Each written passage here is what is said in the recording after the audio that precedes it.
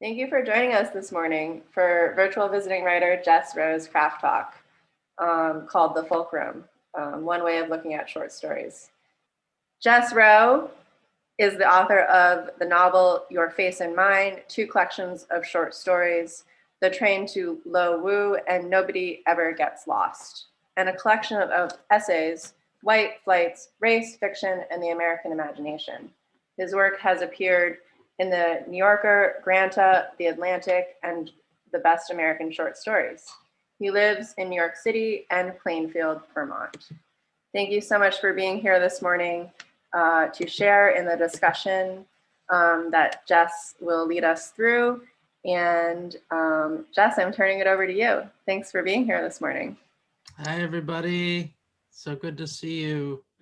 Thanks so much for coming out.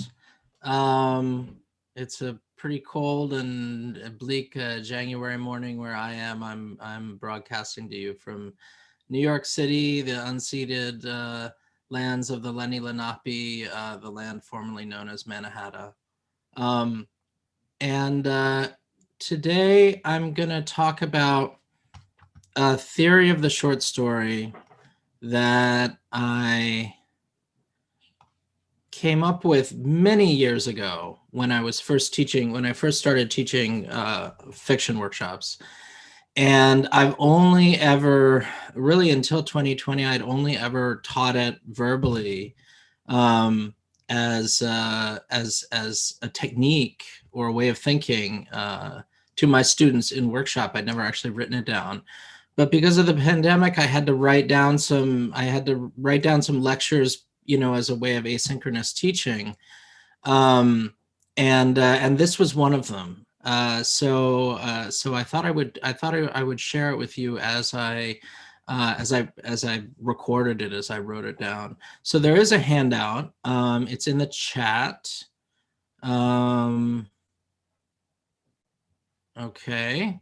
And if you don't have it or you don't want to follow along, I'll just read the quotations, and they're relatively brief. So I think it should be pretty easy to follow.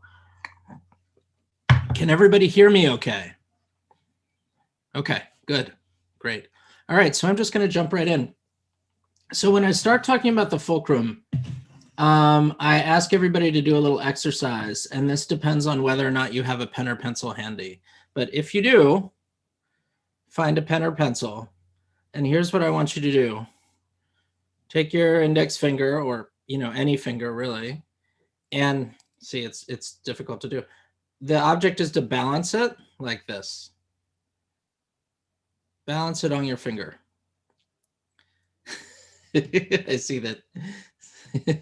Some people have got it. Hold it up to your camera if you have the fulcrum. There you go. Sarah's got a good one. Ellen has a good one. Terry's almost got it. Alex has almost got it. Right, just like that. Okay, so this is a fulcrum.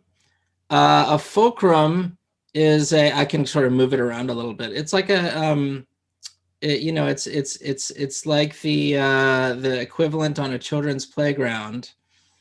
With the seats on both sides. And see, it's not that easy to hold up, especially if you lose focus. So the idea with the fulcrum is that it's a point where the weight of one object is evenly distributed on both sides so that it rests. And it's also, of course, it's a tipping point, as we can see, because it's liable to fall or roll. It's liable to turn to fall in one direction or another. That the fulcrum may look stable, but it's actually not very stable, right? It's liable to fall in one direction or the other. But it's a point where the weight for that moment is perfectly distributed and balanced. In the realm of the short story, I think of this as the short story is the place where the past and future is perfectly balanced.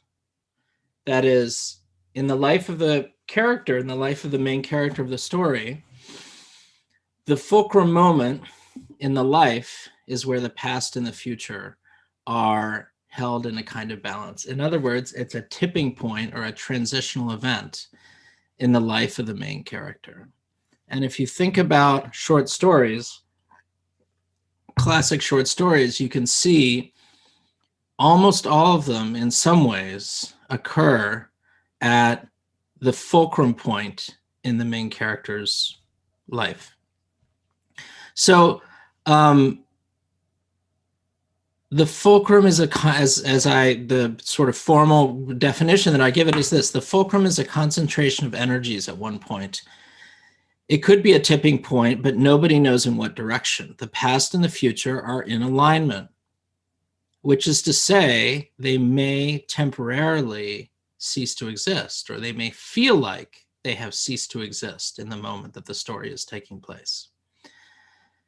This is the way I think about the short story: a concentration of energies at a given point. That's crucial. The fulcrum is a concentration of energies at a discrete point, or points, closely together in time.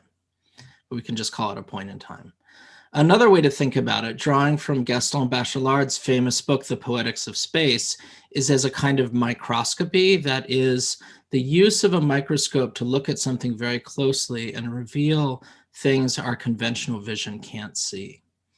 You can't look for a microscope for very long without your eyes getting tired. You have to take breaks.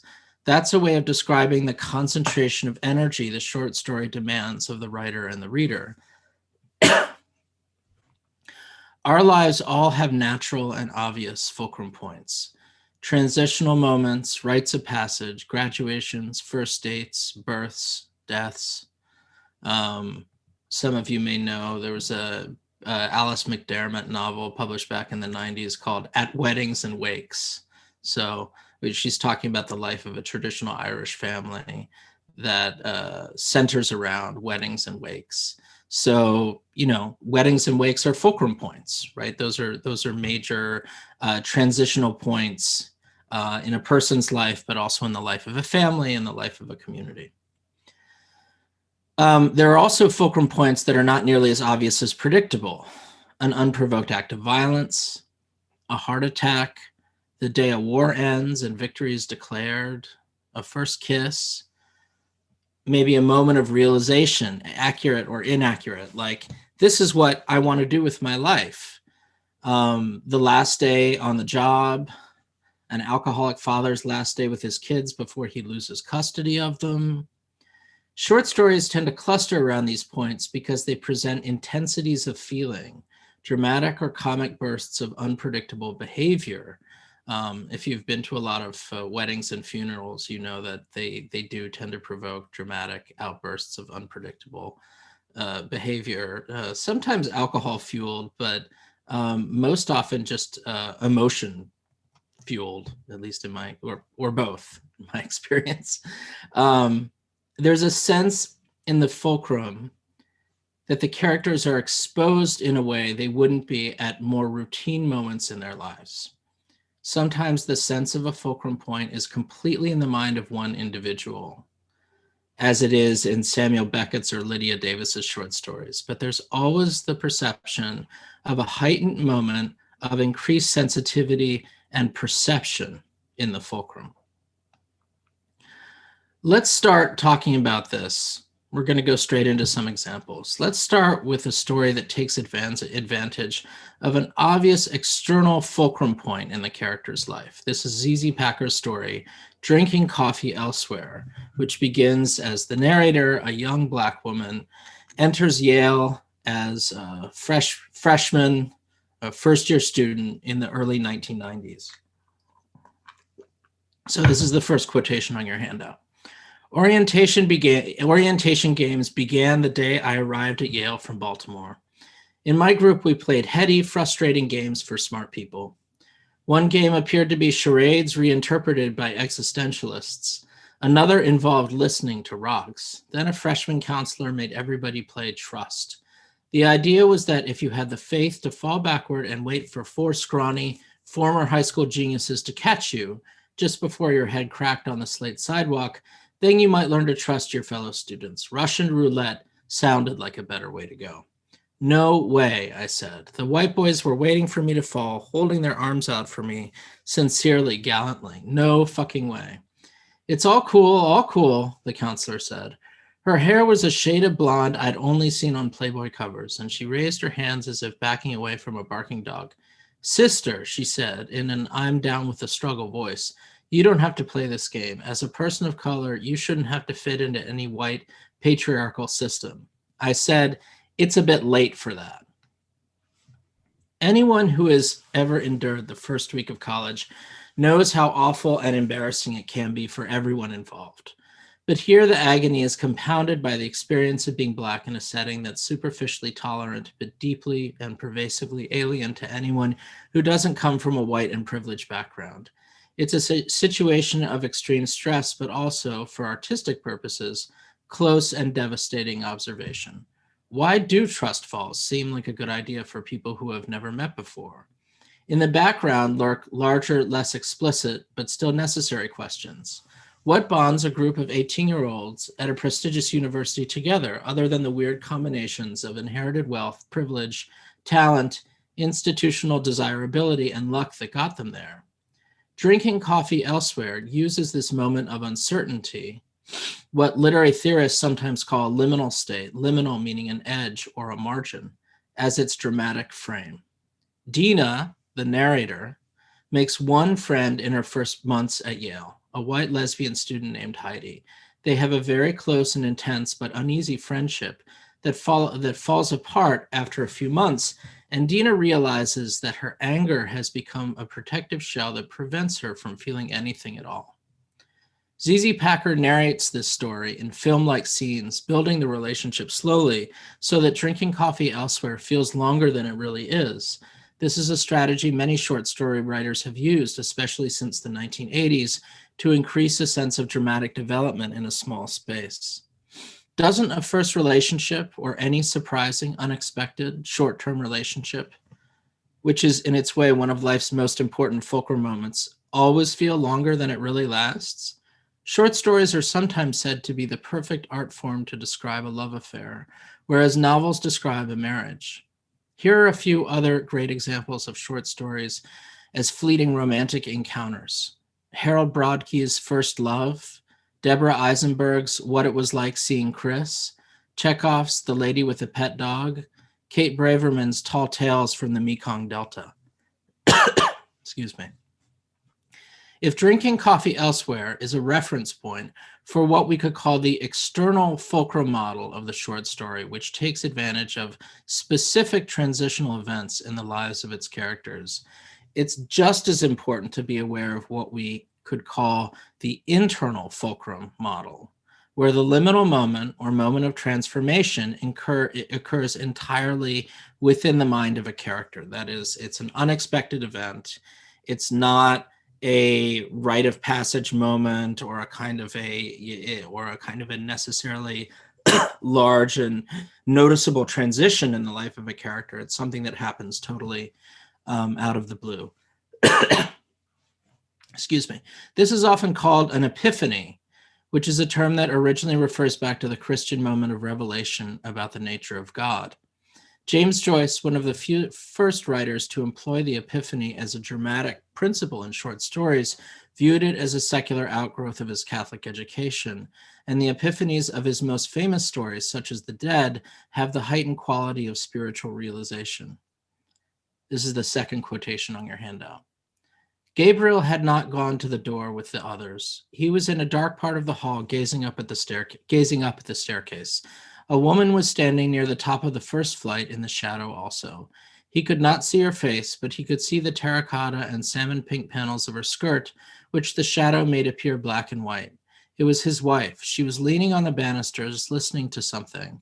Gabriel was surprised at her stillness and strained his ear to listen also, but he could hear little save the noise of laughter and dispute on the front steps, a few chords struck on the piano, and a few notes of a man's voice singing.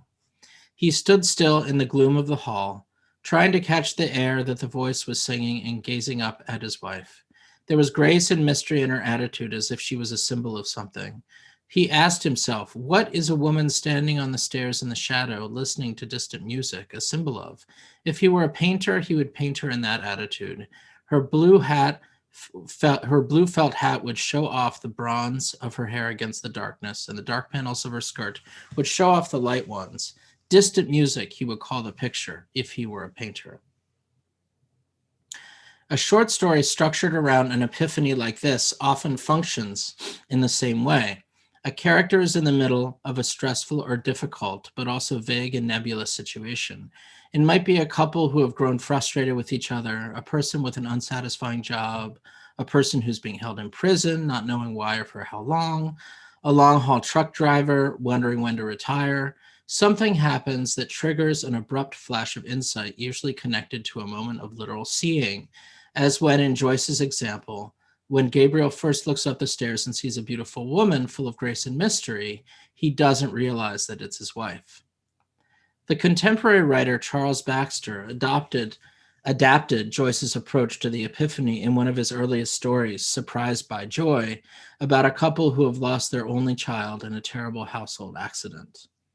This story came out in a book called Through the Safety Net in the mid-1980s, 1985 or 1986. The couple in the story take a trip to D.H. Lawrence's former estate in New Mexico, thinking that the vacation will do them good, but actually it only exposes how estranged they become from one another. In the last paragraph of the story, the wife looks at her husband and visualizes their psychic separation this way. This is the third quotation on the handout. She looked at him. In the midst of the sunlight, he was hugging his darkness. She stepped down the zigzag path to the car, leaving him there, but he followed her. Once they were both in the car, the dog inside the ranch house began its frantic barking, but it stopped after a few seconds. She took Jeremy's hand and scanned the clouds in the west, the Sangre de Cristo mountains in the east, trying to see the sky, the beckoning clouds, the way he did, but she couldn't. All she could see was the land stretched out in front of her, and far in the distance, 50 miles away, a few thunderheads and a narrow curtain of rain, so thin that the light passed straight through it. But Baxter is also the foremost critic of the epiphany as a model or requirement for students learning to write short stories. In his essay Against Epiphanies, he argues that expecting a short story to end in an epiphany is a kind of bad faith, assuming that revelation is everywhere around us and is always valid. This is the next quote on your handout. Baxter writes, I don't believe that a character's experiences in a story have to be validated by a conclusive insight or a brilliant visionary stop-time moment. Stories can arrive somewhere interesting without claiming any wisdom beyond their wish to follow a train of interesting events to a conclusion. I'm begging the question by using the word interesting here, but not much. Nor do I think that the insight, if it does come, needs to be valid or true. Stories built from false insights have their own particular interests, particularly in a hard sell society, all of whose economic pressures warp in the direction of secret knowledge that can be cannily merchandised. There are many contemporary short story writers who play with the idea of the epiphany or the inner fulcrum, which really can include any psychological shift or change that ends a story. A short list of these writers would include Ian Lee, Edward P. Jones, Danielle Evans, and Tobias Wolff. But let's be clear.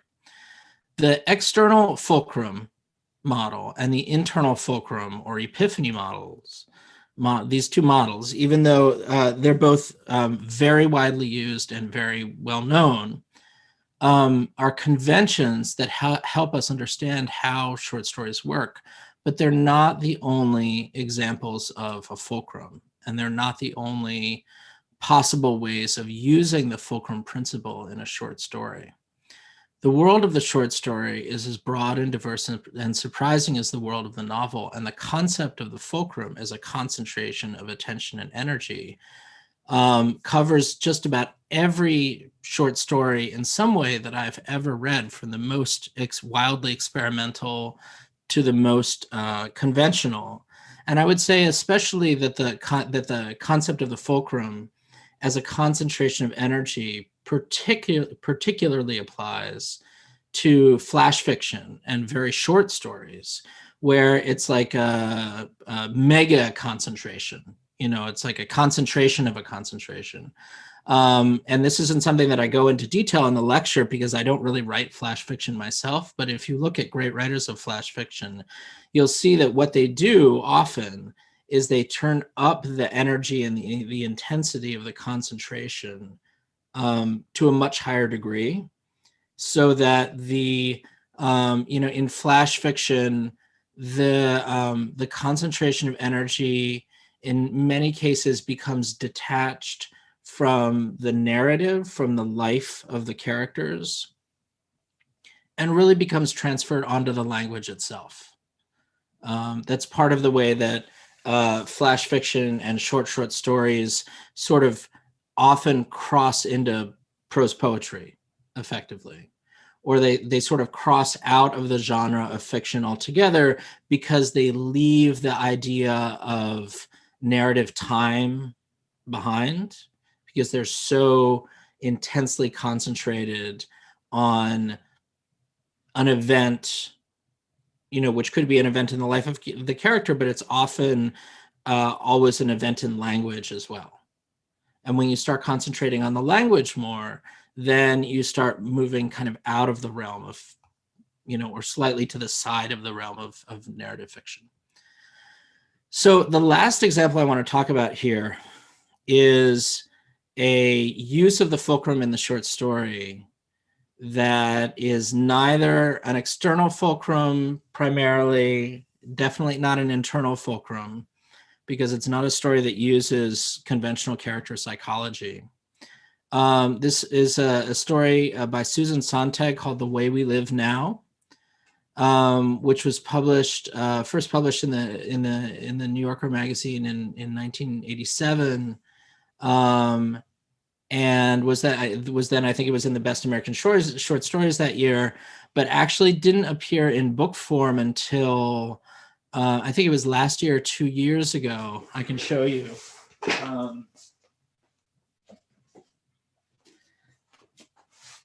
Finally, FSG put out Susan Sontag's collected stories, a book called Debriefing. And Susan Sontag didn't write a lot of short stories, but every one that she wrote is really interesting and terrific.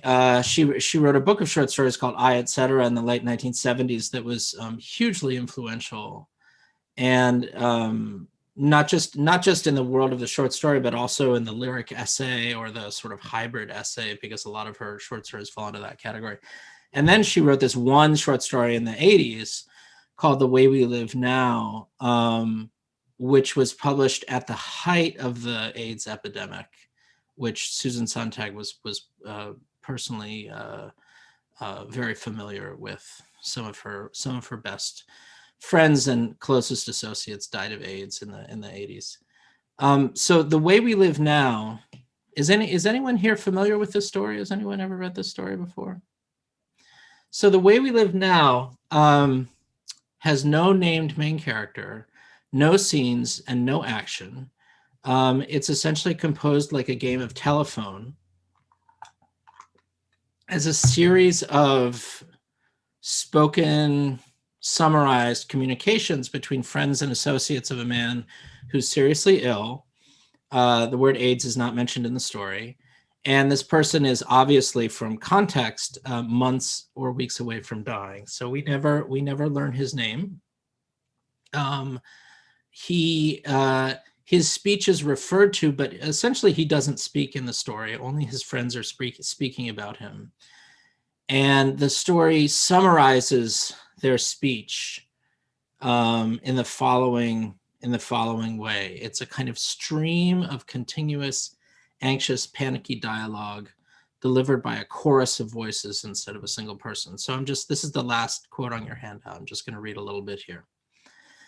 He seemed more cheerful than he had been in the last months, Ursula said, and the bad news seemed to come almost as a relief, according to Ira, as a truly unexpected blow, according to Quentin. But you'd hardly expect him to have said the same thing to all his friends, because his relation to Ira was so different from his relation to Quentin.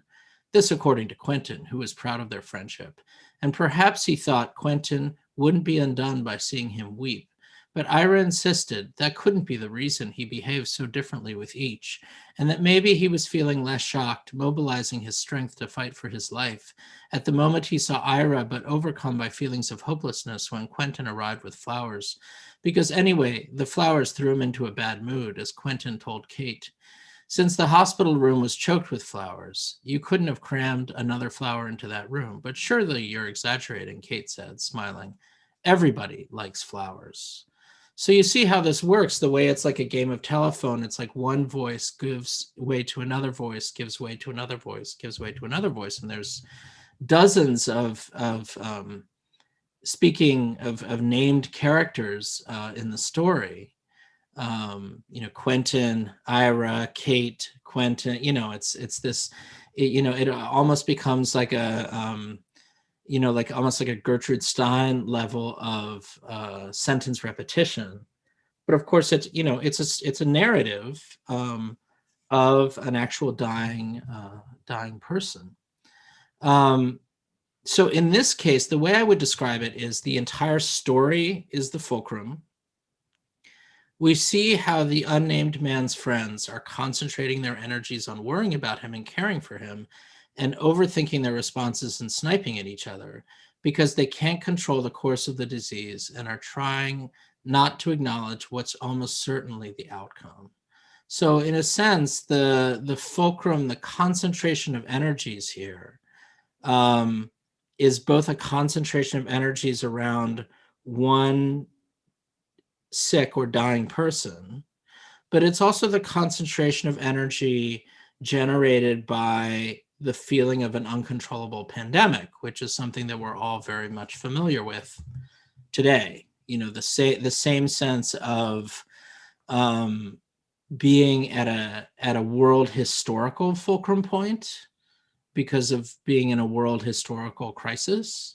So, I think it's important to think about the ways in which a world crisis can mirror a individual crisis, right? Can mirror the crisis in a person's life. The kind of the silliest, but still sort of useful to think about version of that is when you have a disaster movie, like one of those movies about like California sliding off the West Coast because of a giant tsunami or earthquake or something. And then in the middle of this, there's like, all the CGI, the buildings falling and the bridges falling and the cars flying everywhere and the, streets gushing with sewers and all this stuff. And then in the middle of it, like Brad Pitt is clinging to his little daughter, and like and like there's some thing about like how he just like divorced his wife and blah blah blah blah, and the surviving the disaster is going to bring them close together. So that's like the Hollywood disaster movie version of global fulcrum or massive fulcrum equals internal equals like external fulcrum in the life of a character. But Susan Sontag's story is an example of how you do that in a more thoughtful and interesting and even experimental way. So as I was saying, they can't control the course of the disease, and they're the characters in the story, and they're trying not to acknowledge what's almost certainly the outcome. There's very little time left, and that's crucial. In some sense, that's what makes it a short story, is that we feel like this sort of game of telephone is not going to go on much longer. That's exactly how a short story is supposed to feel. Edgar Allan Poe, the first writer who tried to describe the short story as a genre in an essay called Aspects of Composition, defined the short story as a narrative that can be finished in a single sitting. In other words, it's meant to be read all at once, not over many days or weeks or months like a novel. As you write short stories, you'll develop the habit of seeking out that feeling of maximum pressure and tension, which sometimes shows itself in obvious ways, sometimes only in very subtle ways. That's the principle of the fulcrum at work. The end. Thanks for listening.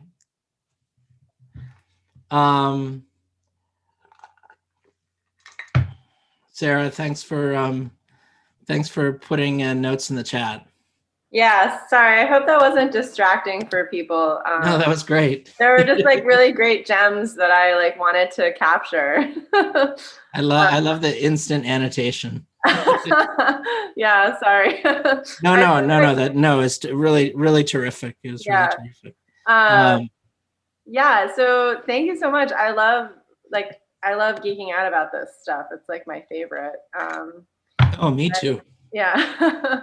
And I love the different examples that you gave, and then how, like, you know, kind of ending with something that's like more experimental or just like breaks molds, or, you know, and discussing genres, and like blurring of those lines too.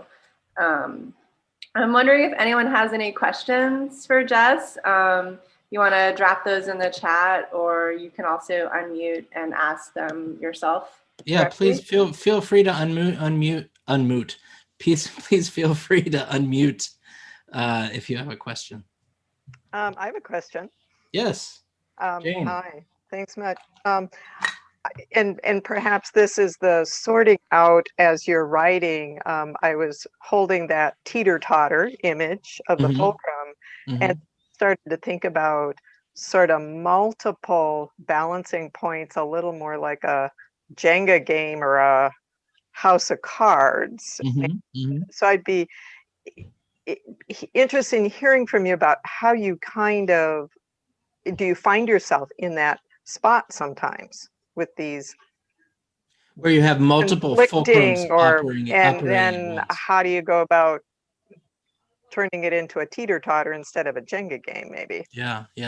Well, you know, one of the differences between the short story as a very constricted narrative and other forms of narratives that operate over a larger space and timescale is that you can have multiple fulcri, I guess you would say. You can have multiple fulcrums like a Jenga game operating at the same time. So if you look, for example, if you look at a TV show that's an ensemble TV show with a lot of different characters, you know, like a classic example would be like one of those office dramas with like Ally McBeal or LA Law or The Good Wife or something, where you've got a lot of characters, and you know, or Hill Street Blues or something like that. So that is more like a Jenga game. The way that it's fit together as a story is you have like,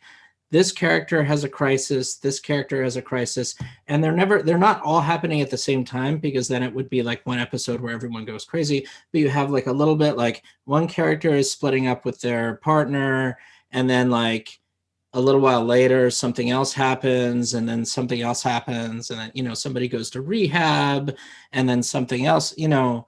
And that's the way that's specifically the way that sort of ensemble TV shows of that kind, like those hour-long classic TV dramas, are structured so that the reader is always paying attention to something, but it goes from character to character to character, like a Jenga game, just like you were saying.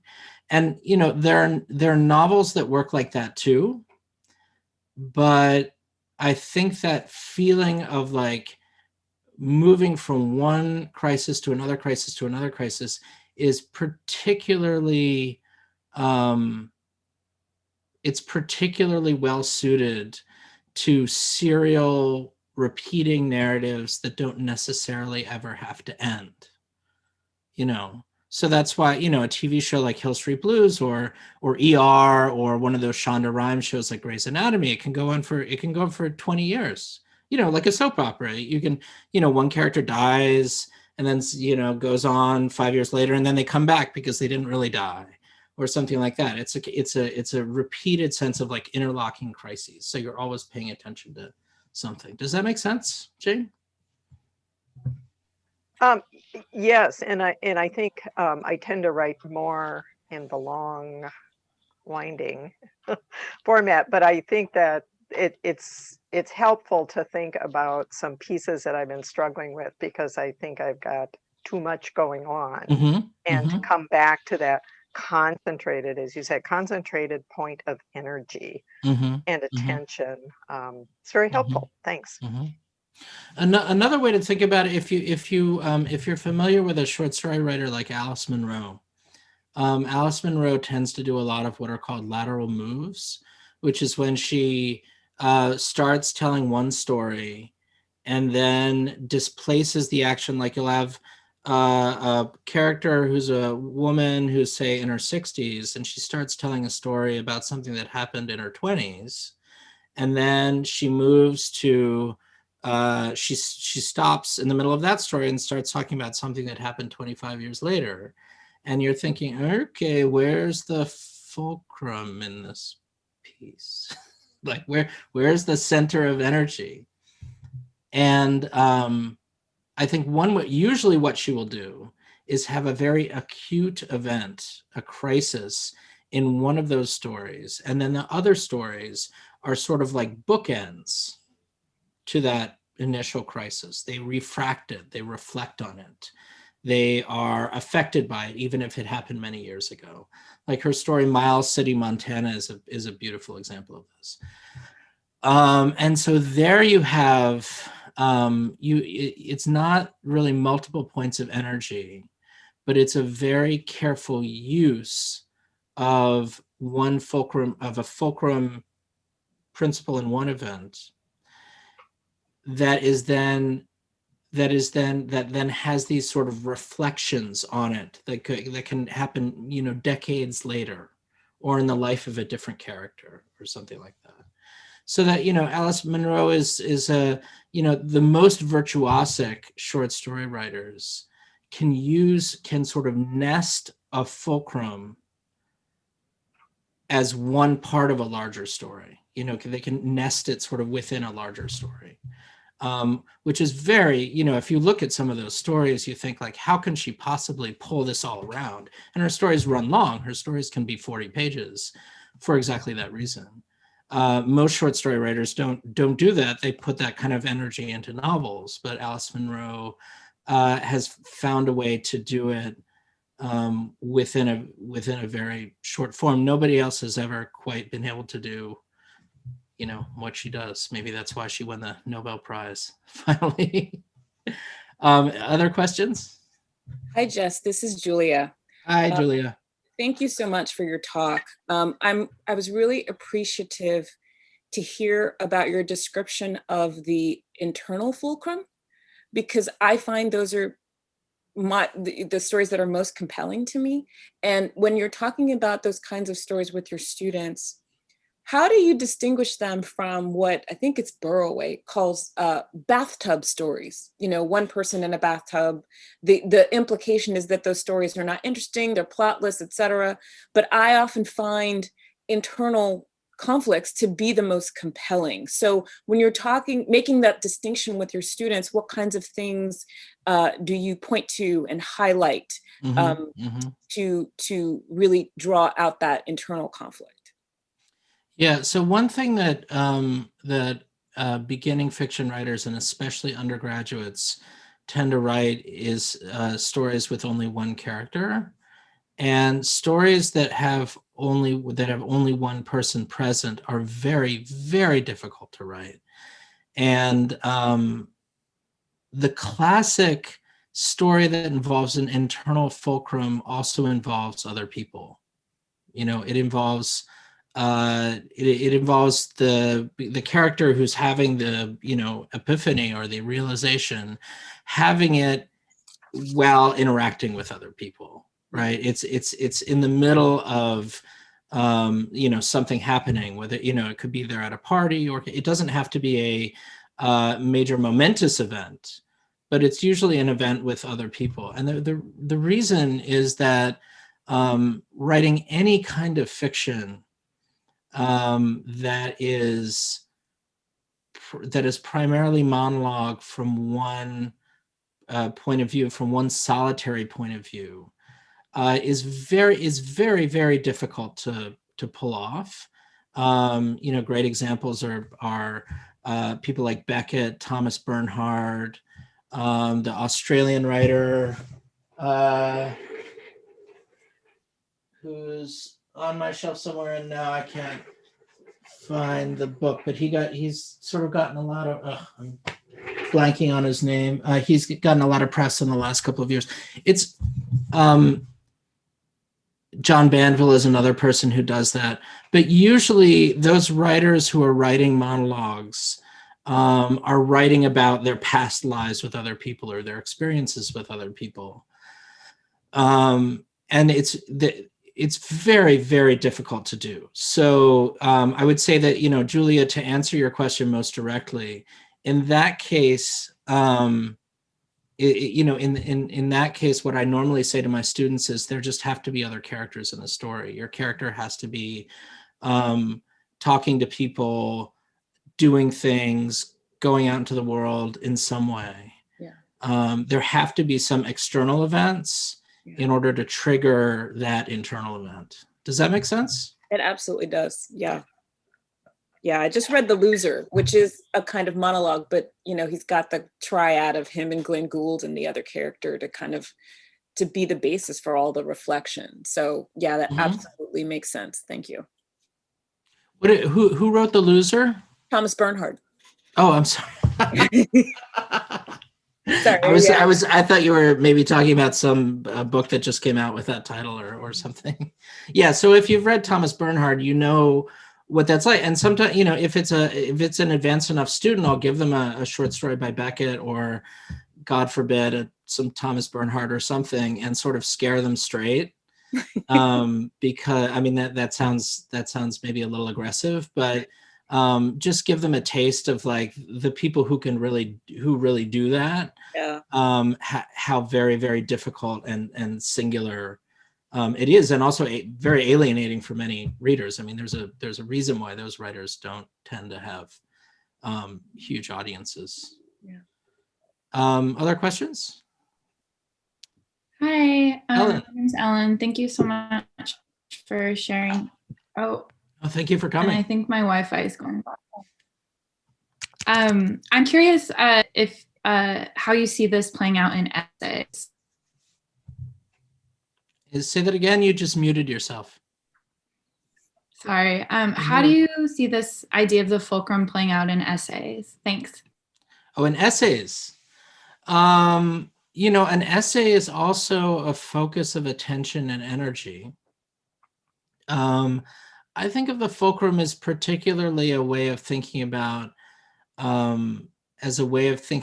narrative, because the focus is on the fulcrum as an event in time. And that's not usually how essays work. But I think you could think of a fulcrum in the way essays function. Well, first of all, if you're telling a story, if your essay has a narrative component, but also, the essay, a way of thinking about the essay is that the essay is like a sort of crisis of thought. Like it's a question that the writer has to work out and wants to work out and wants to find an answer to. And so in that sense, there's a similar sense of concentration of energy. I think that's the way I would put it. Thank you. That's not a question I've had before, so there's a lot to think about there. Other questions?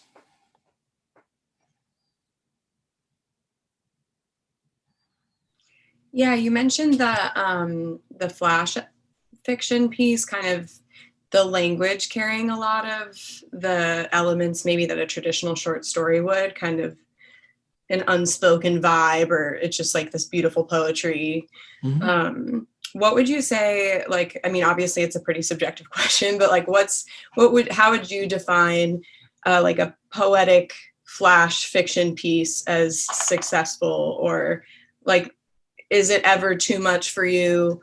Because it is definitely like an emerging subgenre. So is there a place you see it going that could maybe eventually die out and it's not something that we keep liking? Or Yeah, what's good and bad? Sure. I mean, flash fiction. I mean, there's so much of it out there, and there's so many different ways of approaching it.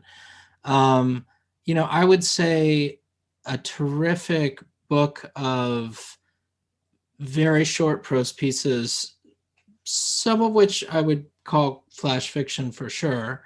Probably some people would say almost all of them could be called flash fiction. Is Mary Ruefle's book, The Most of It. Mary Ruefle is a poet, and it's possible to, some people are nodding because they know that book. It's just one of my favorite books ever. It's extremely funny, and every piece is a little surprise of its own. And it's truly a book that is sort of beyond conventional genres. But I think a lot of pieces in it can be read as flash fiction and are a really great example of how to use that tiny space in a way that, use the sort of concentration of energy in that tiny space. Lydia Davis is also, Lydia Davis is probably the foremost practitioner of the super, super concentrated, like one paragraph story. So looking at Lydia Davis's collected stories is a terrific, those stories sort of go all over the place. And her in Lydia, I've just been thinking about this because I'm teaching part of it, but Lydia Davis has a new, this came out a year or so ago, her collected essays. And in the first chapter of this collected essays, she has a really great piece about how she left behind the conventional short story and started becoming interested in short stories in extremely concentrated poetic forms. And she talks about the writer Russell Edson, who was a major influence on her, and who's another person who writes in extremely constricted short forms. This has never been my forte. I'm these days especially, I'm more interested in even within the parameters of the short story, I'm interested in ways ways of sort of bringing in more expansiveness myself. But there's so much of a draw, and there's so much power in these very short constricted forms. Any other questions?